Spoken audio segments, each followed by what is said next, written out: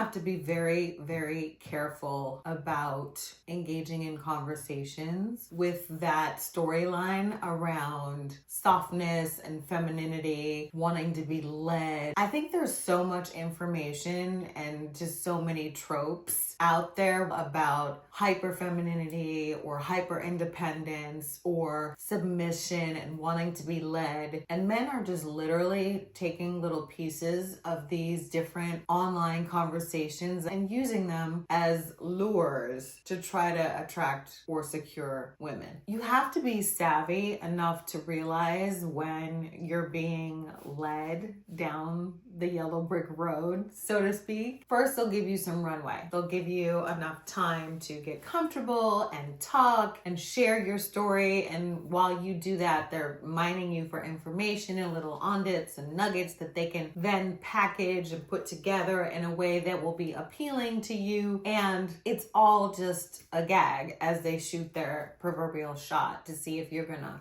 bite the bait. But the thing about a feminine woman, in my humble opinion, it's not about a woman's need to relax all the time, although that is, some would push, oh, well, you know, women need to relax and this and that. Absolutely, women need to relax. But the piece that you're missing is a woman can't relax. A truly feminine woman can't relax if she doesn't feel safe, if the man that she's with or her partner is not so secure and so indicative of strength that she feels safe enough to let her guard down. You can't do that just because someone says something, unless you're kidding yourself. And that's what's so interesting about people who take these little bits of red pill nonsense and try to repackage them into something. It's literally like dangling bait in front of you. And a woman who knows herself and understands what femininity is and softness and being a woman and all that is not going to fall for that sort of thing. The only woman who's going to fall for that narrative is a girl who doesn't necessarily know her own mind and is still amenable or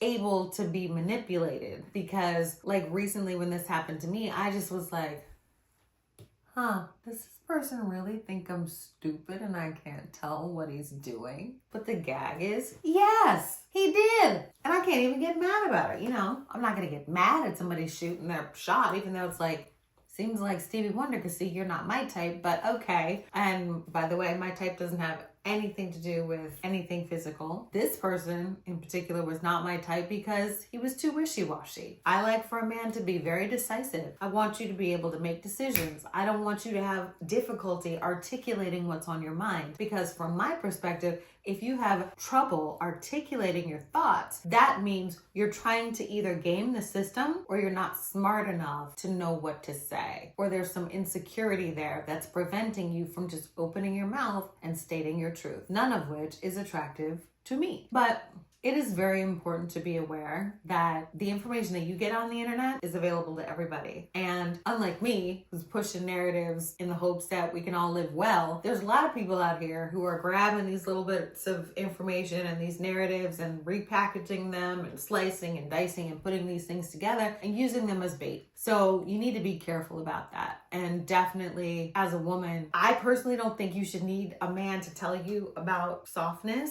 If you do, you need to do some inner work. Because if you're relying on a man or allowing a man to tell you what it means to be a woman, you got some work to do. And it ain't a little, okay? So watch out for these shysters because they're out there. Yeah.